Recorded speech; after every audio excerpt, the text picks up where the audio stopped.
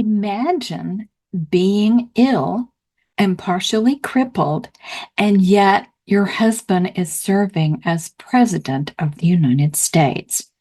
That is what Ida McKinley faced when her husband was president.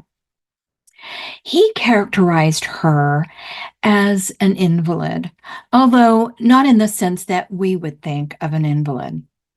She was not bedridden, but she did have partial seizures so that she was inattentive at times.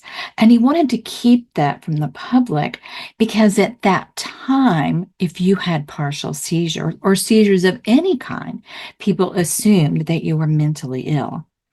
And you would think that Ida McKinley might not want to act as First Lady, but she adapted to the role. She greeted White House guests. She had regular receptions.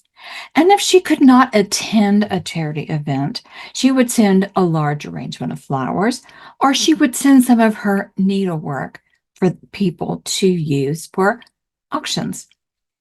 In fact, she was well known for sending her slippers that she knitted herself. If she heard of someone that was ill or that had lost someone, she would knit them a pair of slippers.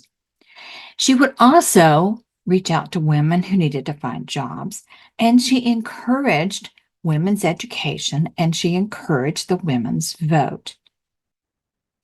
Her husband trusted her opinion of people and of situations and often listened to her.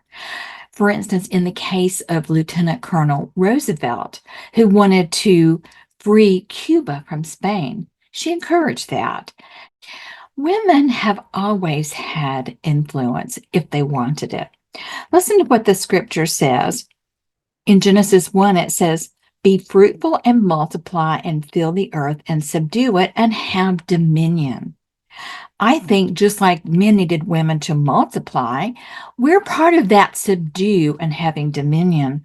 We always have something to offer the world, regardless of our situations, and I think that we should.